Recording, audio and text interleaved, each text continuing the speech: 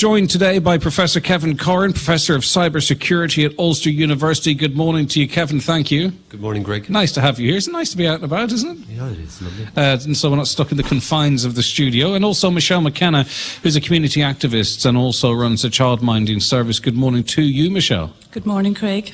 Is this your first time on the Friday panel with us? It is indeed. Is it? Yeah, okay. Thank you. Right, excellent stuff. It's nice to have you here. Right, just listening to the news there, I'll start with you, Kevin, if that's all right. Just listening to the news there, 10 years ago since the world's financial crash. I mean, it was just unbelievable. I was just listening to some clips on the radio yesterday as well, and the news headlines we were reading out, and little did we know what was to come. Yeah, it happened really around St. Patrick's Day, 2008. The era when everyone had a new car. I used to look with wonder where all these new registrations were coming from in 2008, 2007, before that. It's funny, my most vivid memory of that whole era is David McWilliams having a meeting with Brian Lenihan and him being approached by Brian for advice. It was desperate times. Now, that's no slight on David McWilliams, but I mean, he was taking advice anywhere he could get it. Oh, he was, yeah.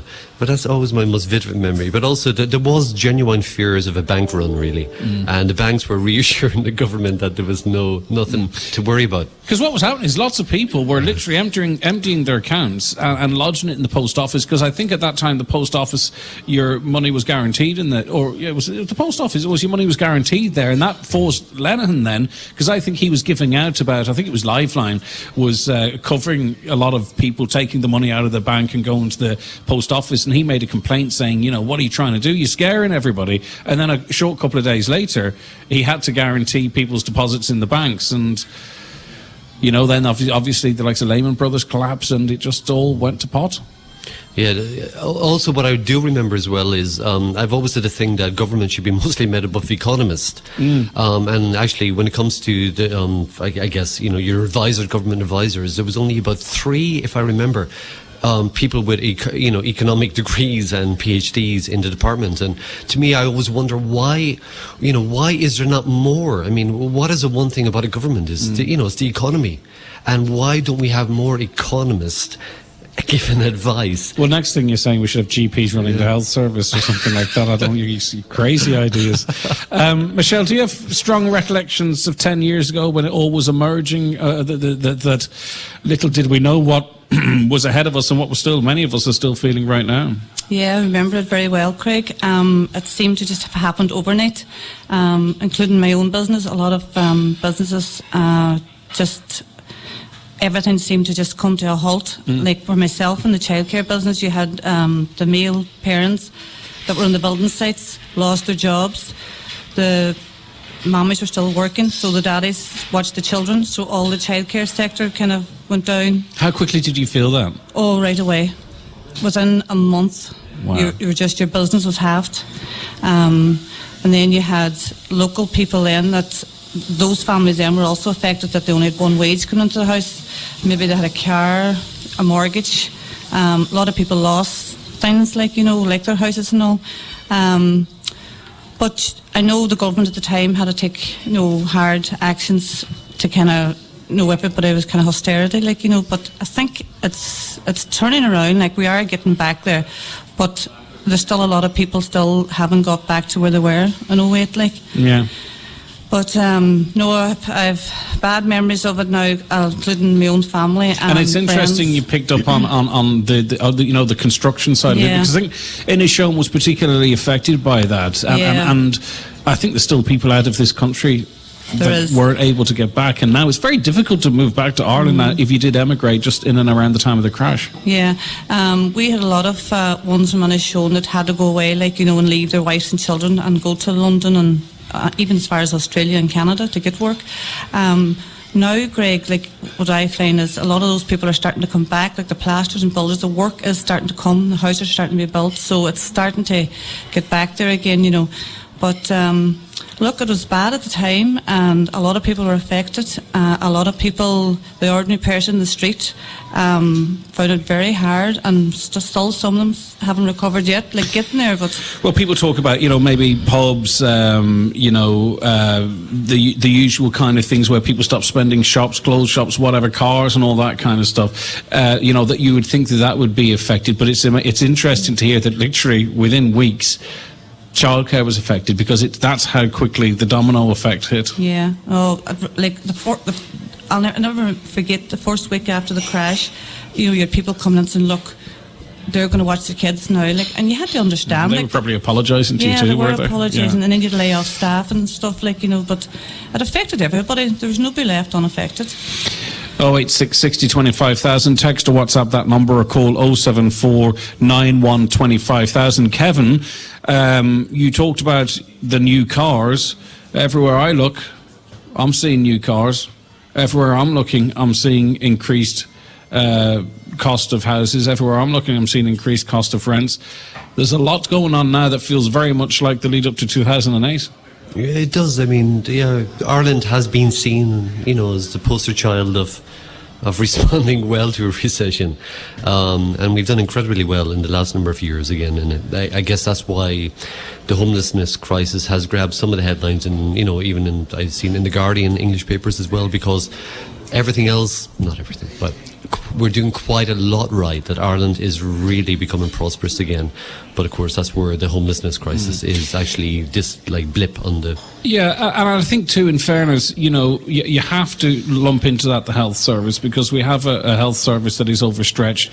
We have an incredibly large portion of the population waiting for to be seen by specialists. We have nurses that are leaving the country in droves because they can't, they're not paid what they believe they deserve to be paid. How do you, and I asked the question on the programme yesterday, how do you gauge a recovery? How do you gauge when a country's doing well, and I'm not running down the government, I'm not being negative, but I can't think many people would disagree with me when there's so much still wrong. So how do you gauge your recovery? How do you gauge success? Well, of course, at macro level, you can look at the GDP, which is what we're doing, isn't it, really, if the truth be told? Exactly. But of course, I mean, it's because you got the issues with the health service, of course, and then again, I suppose, you're right, because the wage can increase, but of course the cost of housing can increase, and of course the cost of goods can increase as well. So, but generally, I guess we look at the job market, we see the jobs are there again, the construction industry is strong again, and in fact that is going to boom, given that the government's new focus on housing and what they do. So again, we're going to see increases there, but again, really you got to look down at the income coming into families, the expenditure, and Ireland is doing incredibly well when it comes to GDP. Can you have a recovery at this? We can't be negative all the time. Michelle, can you sort of have a recovered economy or things getting good, people feeling better, when you still have thousands of people homeless, thousands of people waiting on basic hospital treatments, people lying on trolleys in hospitals? Has the media a responsibility to talk up the good stuff as well, or is it right to focus on those that it could be argued have been left behind in this recovery? Yeah, well, you have your group of people out there that are recovering very well. And then you have the sector then, you have your issues in the healthcare and other agencies that need, but the government, what I would say about that is they are working on it. It's a slow process, they are working on it. Personally, I think maybe it's just maybe more management to sort these things out. The money is going into it, it's just a matter of getting it sorted. And hopefully the homelessness will get sorted now with the new housing plan that the government has introduced. A 3-year housing plan. Time. It's a 3-year housing plan, and in reality, this government, at least in its current form, may only have a few months left in it. But just as it relates to the motion of no confidence, I don't know if any of you watched the stream of it. I know lots of people did. Was it worthwhile in having the motion of no confidence in Eoghan Murphy to maybe bring more people into this conversation, Michelle? Or do you think it was a publicity stunt from Sinn Féin, as the government would have people believe? Well, I didn't watch it myself, but I kind of read up a wee bit about it and just listened to on the radio and the news and all. I think it was 2.5 hours debate, wasn't it? Yeah. So me thinking is that it's a waste of time, because it'd have been better putting that time into passing legislation or whatever and getting things sorted in the government, doing the ordinary work of the government.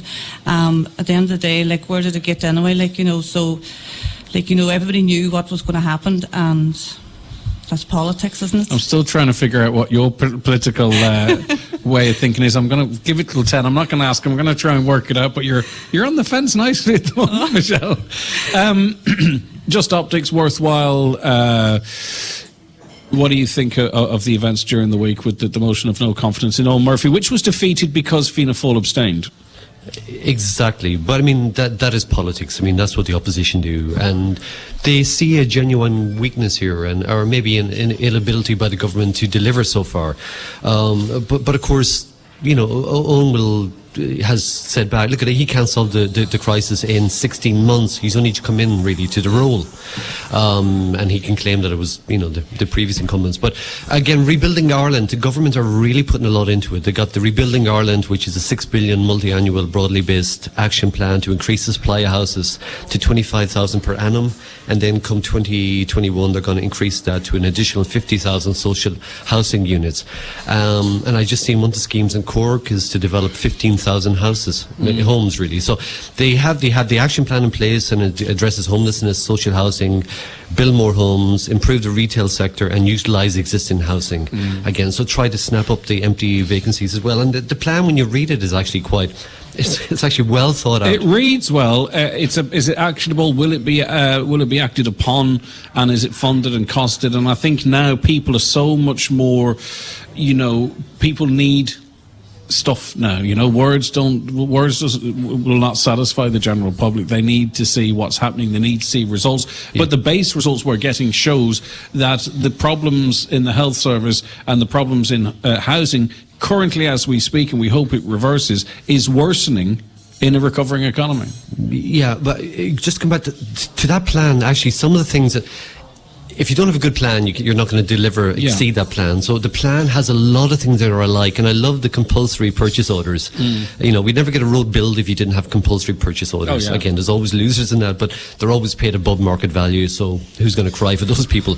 But the same with compulsory purchase orders. I remember Bill Clinton being in Derry, and he came and he gave a talk in the Guildhall, and he looked, and at the time there was probably anyone who's been in Derry knows that the bottom of Shipquay Street was his vacant lot. He came back, I believe it was 5 years later, and in his speech he just stopped and he turned around and he pointed over to the vacant lot at the time, and he said, why is that still empty? And he was dead right, because whoever owned the land was just holding out for whatever development, whatever price, property. But the whole city was losing the time, and to be honest, if you had proper local authority, you know, governance, you would have forced that person and just taken over the property and build the car park, which we ended up getting. If I put a call out now to our listeners, right, they always respond, and I'm not going to do it, but I guarantee you we could probably identify in a matter of 15 minutes probably 150 vacant social housing.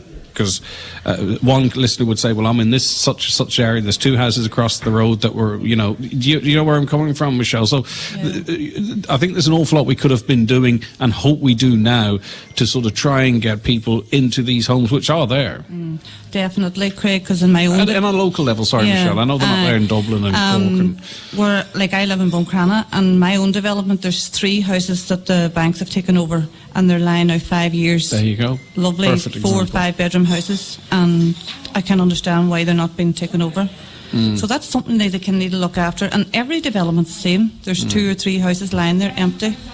So they need to look into that more, I think, as well, than actually building houses as well. Like, empty houses aren't good for communities either. No. By the way, you know, the more we've seen that loads of times. You need, if there are houses there, you want people in them. No, it's like Dunfanaghy in the wintertime can be a ghost town. And one of the schemes as well, they've introduced a vacant housing repair and leasing initiative to incentivise owners to refurbish and rent out vacant homes. That's already there though, and they've done nothing on that.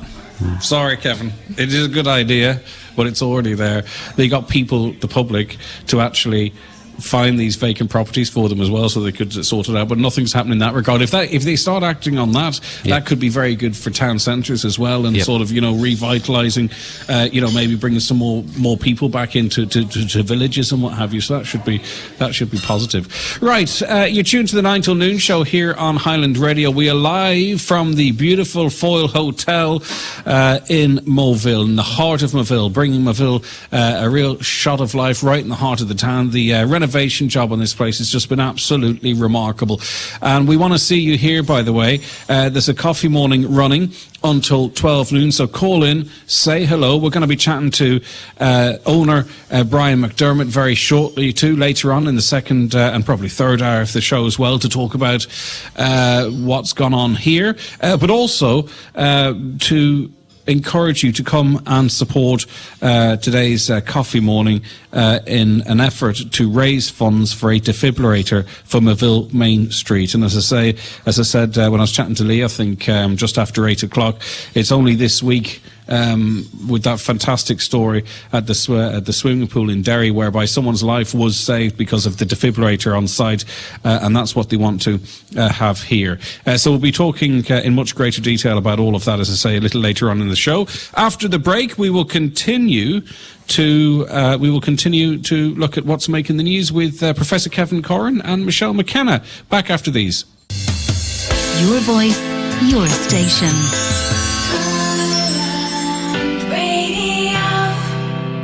The time is 24 minutes past 9. You're very welcome back to the 9 till noon show. Your texts are welcome and encouraged on 086 60 25,000. 086 60 25,000. You can WhatsApp that number too. If you prefer, you can give us a call, 074 91 25,000. 074 91 25,000. It's Caroline taking your calls today. Right, a caller says, I'm a pensioner and I got my phone bill yesterday, which is almost €100. I need the landline because my personal alarm is attached to it. Most of the cost of the bill is taken up with the standing charge. That's the line rental, really, isn't it? When is the government going to revisit the allowance pensioners got for their phone before the crash?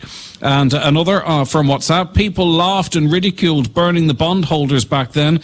Pierce Doherty, Sinn Féin, was right. Burning the bondholders is what would have happened now and should have happened then. But I suppose decisions had to be made at that time, didn't they? Right, we're going to be discussing the what seems inevitable increase in the VAT rate for the hospitality sector. And we are in this beautiful hotel of Brian McDermott's, and it would be remiss of me not to bring him in this conversation, because I know he's been writing about it this week. And we're also going to get the views, of course, of our guests here as well, Kevin and Michelle. But first to you, Brian, first and foremost, we're going to be chatting to you more formally about this fantastic venture and the great initiative that's running today. But before we do, how important is the reduced VAT rate for the hospitality sector as far as you see? Well, as far as I'm concerned, it's vital. It's vital for me because we have put a business plan together and we set out to do this a year and a half ago. We're 12 weeks open just yesterday. You're basing your whole model, your strategic plan on the current VAT rate with the expectation that it wouldn't increase, particularly that it is inevitable, it looks like, despite all of us trying to champion otherwise. But, I mean, look at Monday night. I was in Dublin on Monday night. You couldn't get a hotel room, and look at them paying 9% VAT rate, but they're able to get $220, $230, $240 for a bedroom. On a Monday night, we don't have occupancy here. You'd be lucky to get €85. Our fish and chip is, €16? So for us, it's critical, because any increase in that in terms of price, it's difficult enough to attract people here rurally to Donegal. What angers me a little bit is that we're being all lumped in, and I've seen it myself. There's greed going on, there's exploitation going on, and what we have is, and I was ranting on about this yesterday in the programme, so I won't bore listeners with it again, but Dublin is the first site of Ireland that many people see, and this place is beautiful, but it's a long way from Dublin. How do you compete? You know what I mean? They have the critical mass there. They can really pretty much charge what they like. So how do you rate it? Do you try and retain it, but rated on profits or income or something. I mean, is there any way to separate us out from the major population centres? Well, as far as I'm concerned, introduce a city tax. It's there across the whole of Europe. Keep it in and around the Dublin region, because they can charge what they want. It's not that they might do it. They are already doing it for the past 2 years or so. We can't. Any increase here is very notable. Bearing in mind that we are just 12 weeks into this process, 36 jobs, we promised 30, 36 have been created. Are they at risk? Not at risk, but potentially we have to rethink now, become more creative. How do we do that? Because, I was speaking in Dublin earlier in the week. You're all the time championing Donegal, the greater region. It's up to me then to upsell when we get them as far as Donegal. Then becomes the internal piece of, do people see Donegal town as Donegal? How then do we get them? And with Go Visit Donegal, again, I'm championing knocking at that door to remind them, like, why you're here today. We're here, we're in East Inishowen, whether you're in Falcara, Dunfanaghy, wherever you are, there's a collective piece. But when you're on the national platform, you scream of Donegal, then what makes us different is the experiences that we can deliver, and I can and only in fairness, on the east side of this county, if you were a business person, you'd be forgiven thinking, will they ever stop talking about Donegal Town, the Walt Atlantic Way and Letterkenny, and maybe a bit of Inishowen. Let's not forget there was a massive fight to get Inishowen on the Walt Atlantic Way into the first place. Yeah, and I'll tell you, without taking any individual credit for this, look at what we picked up nationally this week in Ireland as the Newcomer of the Year. That's fantastic. That award normally went to Dublin. Look at the amount of new eateries, hospitality establishments that's opening. But Georgina Campbell herself notably said that it's brave, just the creative innovation that's coming out of a small rural town in Moville, in Inishowen, in Donegal, and in that order for me, because first and foremost it's Moville, then it's Inishowen, then it's Donegal. But there's days you reverse that within your strategic message when you go to a platform like Dublin, because people see Donegal and they say, oh, it's a way up there. And then to break it down within county level, only 2 weeks ago we showcased the signature dishes of Donegal, which I hosted, to a wider audience nationally. Why? Because we needed to show that we're collective, we're in this together, we're a big spread out county, and if we can't get the hospitality sector talking, which we are at the moment, and more importantly, there's still a chance and a fight to appeal to government ministers and our own politicians around this VAT rate, because I think all politicians. I think all the politicians in this county and the Western Seaboard, certainly north of Galway, really do need to come together and make this a red line issue. It is workable. And before we bring our other guests in here as well, Brian, finally on this, a change in the VAT rate, a return to the old VAT rate, is genuine, real. This is not sort of people trying to, keep things going nice and cosy. You would literally perhaps have to start reviewing your costing, your spending, your plan. It affects at that level.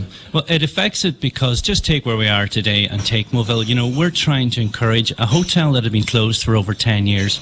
We put the eatery part of this business, we've talked about this before, first. Why? To attract people back out into a social setting. That can lift the community, not just the jobs, but those 36 jobs are of local people. They want to re-spend that locally as well. And whether it's coming in here, the first spend genuinely usually is from a cup of coffee right through to a social occasion, something to eat. Right now we're going to have to change that with the VAT rate, change our prices, change our entire strategy, our entire plan, and then, that puts out into the market, well, why have we increased our price point so early in the process? We're going to be forced to do this. Let's make no mistake about this. This will close eating businesses and hospitality in rural Inishowen, and we will have to fight so hard, so early in our process. It's a worry. It's totally a worry, and that's why I'm going to get my frustration out now before we come into talking about the more positive pieces of what we're doing, because I know that I'm collective in what I'm talking about today amongst the hospitality Well, listen, sector. I've heard from Letterkenny, Terry McAniff,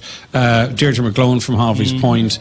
These are all, that's 3 spots, and then yourself, of course. You know what I mean? All different types of markets as well, and different areas. It's very interesting. As I say, we will be talking so much more. Just before you go, and before we bring in the guests in, because we are going to speak to you later, I just want you to remind people about calling in today, and why should they call in, and when should they call in, and what happens if they do? Well, if they call in today, it's to get a look around, get a nice warm hospitality Donegal welcome, which is throughout this county. It's to have a cup of tea and coffee, and more importantly for us, it was to recognise what can we do back within the community, because part of our ethos was to bed ourselves into the community. Why? Because a hotel should be a safe zone in any rural town and community. So part of the coffee morning this morning is to say, come in, enjoy the facilities, enjoy what's going on here, make a donation, because this town of Moville, a beautiful town, does not have a defibrillator on the main street. Right. And I want to commit to that. And I'm not asking the public to pay for it. We, this morning from the Foyle Hotel, will give 50% of the cost. We want that matched. So, you mean already You I can can be see... nice. I'm saying, all right, the public, come in here and help pay for this, please. You will get a nice... I can see bacon baps on the way out of the kitchen. Delicious, but we have at to the take a moment. break before we can eat those. But we'll not do that just yet. Brian, we'll chat to you, of course, very much later on. Michelle McKenna, community activist, also runs a childminding service. When you hear from Brian there, there's not an awful lot, I suppose, us Joe Soaps can add, because he's there at the coalface, at the heart of this. But, you know, it's a really honest assessment. It's a real... it's been an eye-opener for me. He was so frank as to what the implications of an increased VAT rate for the hospitality sector would mean. Yeah, I totally agree with Brian there. I was chatting to a few people last night that work in hotels and restaurants, and they definitely were saying that, no, they need to keep it at 9%, because if they raise it back to what it was 13.5%, you're going to have job losses, you're going to have the rates are competitive at the minute, even to stay in a hotel in Inishowen or Donegal compared to Dublin. I agree with them that there definitely should be a city tax. You go to any city in other parts of Europe, you have a city tax you pay. We don't have it here, so and why not? But the people that's working in restaurants, they don't want to see the tax going up, because it'll increase for people like me going in for your lunch every day. You wouldn't be able to afford that every day then, because it adds up. There at is the a end of the tipping week. point for us, isn't there? Yeah. You know, whereby you think, well, it's only a couple of p here, there, it's only a euro here, but there comes a point where it makes us change our minds on what we do, and we focus more on what we're spending. If you're looking at what you're spending on lunch, most people now are having a quick half hour. You go, you get your lunch, you're back to work. If you add it up, people start doing their monthly accounts and they realise, God, I'm spending €200 on lunch a month. And then they realise then, no, I'm going to stop. And then that affects businesses, then that affects job losses. So I agree, keep it at 9%. Professor Kevin Curran, can you imagine the crack of this government trying to introduce a tax that focused only on Dublin? They'd be run out of the place. Yeah, occupancy. I went to Hotel Ireland's in a survey for the first 6 months of this year. The occupancy rate is 67% in Dublin and 50% in the Wild Atlantic Way. Again, so it's coming in, it's been pushed for by the Minister of State, Brendan Griffith, in the wake of an August review, which said that the scheme has cost €2.7 billion since the start, and by introducing this again, they'll reclaim €500 million in tax.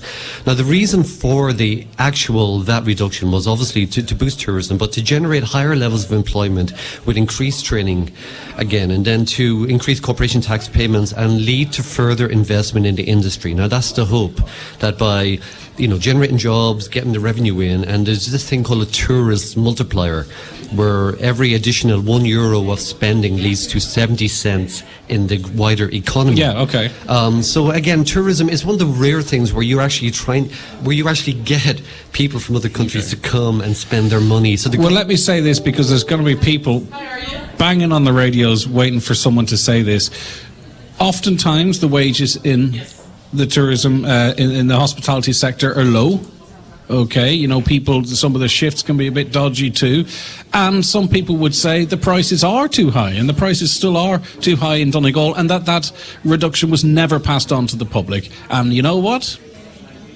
Let's bring it back and teach them a lesson. I mean, that's what some people out there are thinking, I know for a fact. So who's in support of keeping the 9% is the Irish Hotels Federation. So they're strongly opposed, saying it will put Ireland at a disadvantage. But, as you say, the Irish Congress of Trade Unions said that it welcomes the 13.5%, as customers did not benefit from the lower rate and employees in the sector are paid less. So again, so it's not universally asking for it to remain the same, because, as you say, that is one of the lower wage, the sectors is tourism. Yeah, was there any ever benefit to those that keep it going? I mean, it does support 7,000-8,000 jobs, the hospitality sector in Donegal. It's a significant employer, there's no doubt. I was in a coffee shop last week with my husband. We paid €12 for 2 white coffees and 2 scones, just butter, no jam. I just thought this was very expensive. Interesting, some think it was reasonable. Would be interested to hear what the public think. 2 scones, 2 white coffees, €12. It's quite high, but I mean, what do you think you got for your lunch, Michelle? Would that be okay for you? The normal, like, you would pay for a coffee is $2.50, and a scones are usually $2.50. Right. So you're probably around the tenner, you know. So it'll be about right. A caller says they shouldn't touch the VAT at the very least until Brexit's sorted first. That's actually, never thought about that. I think that's a very good suggestion, particularly for border companies. Exactly, but then there's a lot of things you wouldn't touch if you take that, that you couldn't do that. The Irish government would come to standings as well. But also I would say for years I've been shocked at the price of food in the south. I become northernised. Too high? Yes, I become Weatherspooned. I've become the era where you walk in and you get the family meal for a tenner. I've always been, I just couldn't get over the price just around the Celtic Tiger, and it hasn't come down. Right. Really, I'm shocked by the price of food in the south. It's come down. No, it has reduced a little bit. Or has the north gone up? No, I think it's come down. No, it's still high if I think about it. It really is. He's afraid he's not going to get back into the north if he keeps going at it. Is that something you've noticed? Because I have no comparison. Like, I know for a fact, it seems like I think there's good value in Donegal, because I was in Carrick-on-Shannon there a couple of months ago, and, reheated lasagna with a bit of salad on the side. They were charging €12 for that, and I'm thinking, are you having a laugh? And then I see a feature on the radio there about a lot of businesses closing in Carrick-on-Shannon. And I just wonder, they had so many people landing there with the hen and stag parties and other business, if they didn't sort of bite the hand that fed them. What do you think about the value for money more generally, Michelle? I'm not going to say Carrick-on-Shannon, in Donegal. Where I'm from, Buncrana is usually where I'm dining. Great value. I find great value in Buncrana. I mean, you can get some of the venues there, a 2-course Sunday lunch for $14.90, 5-course for €20. There is good value out there, so I have no objections in my town anyway. I mean, you can get a lovely main course in this place for €12. So I suppose when you look at that and you see 2 coffees, 2 scones, €12 seems an awful lot. Okay, it's the 9 till noon show here in Highland Radio, 086 60 25,000. Keep your texts coming, 074 91 25,000. Do you have a question for our panel before we wrap up at 10 o'clock? I want to let you know, though, that we do have a prize just before the break. On today's show, courtesy of the Foyle Hotel, we have a fantastic prize giveaway to celebrate the new warming winter nights at the Foyle Hotel. The prize package includes overnight stay at the Foyle Hotel, plus dinner, bed and breakfast. To be in with a chance of winning this fantastic prize, the question is simple. Just answer the following question. What town in Inishowen is the Foyle Hotel? What town in Inishowen is the Foyle Hotel? Is that an easy question, Michelle? Sorry, I'm joking. Michelle's got a mouthful of a beautiful bacon burger. Was that bad? I'm sorry. Right, what town in Inishowen is the Foyle Hotel? If you want to enter the competition, you text HI plus your answer, name and address to 53131. That's 53131, or from Northern Ireland, 84555. Text costs 30 cents or the sterling equivalent plus your operator's charge. Back after the break. Your voice, your station. Highland Radio. Okay, you're very welcome back to the programme. We're broadcasting live here from the Foyle Hotel in Mulville, and we're in the company of Professor Kevin Curran, Professor of Cybersecurity at Ulster University. Michelle McKenna, community activist, also runs a child minding service. And we're going to talk briefly now about the presidential election. It's come up in subsequent Friday mornings. It has to, because it's a developing story and it's interesting. Michelle, going to you first. Are you engaged in this whole process? I'm kind of taking a little bit of interest in it lately.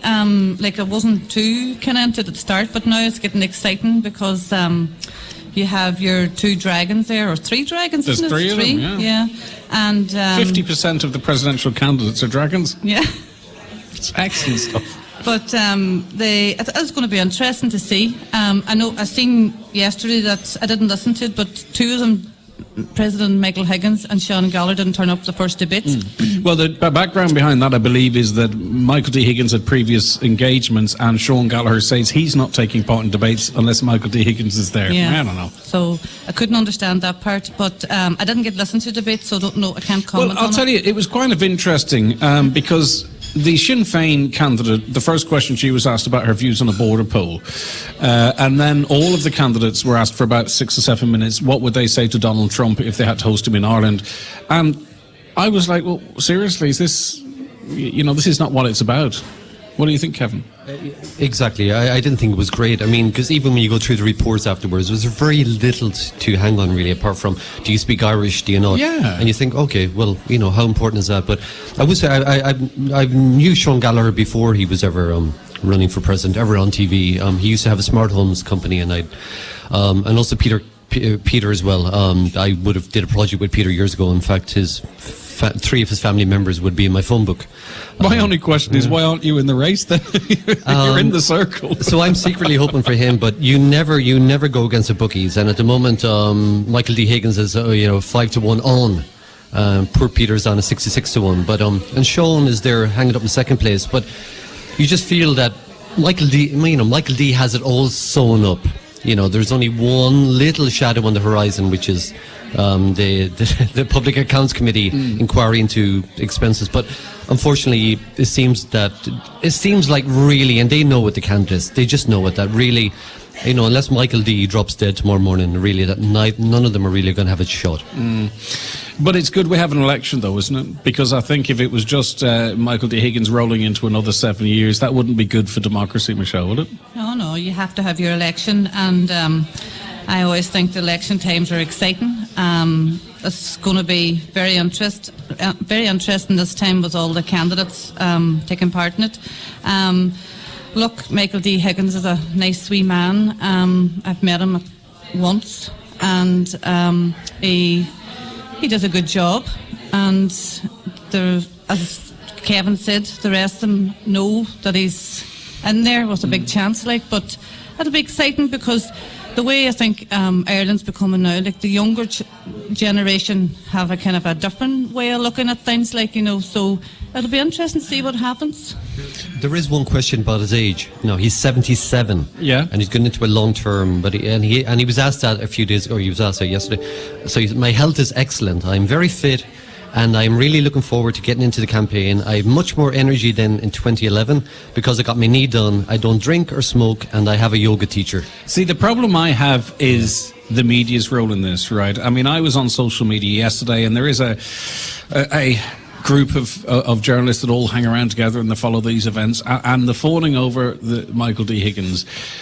I can kind of understand it. I suppose he's incredibly presidential, but it just makes things look bad when people pick up the papers and there's not equal coverage. And, I'll tell you, it got to the point where Michael D. Higgins' official Twitter account was tweeting out articles about his launch. Such was the, positivity towards him. Is that right? Is that fair?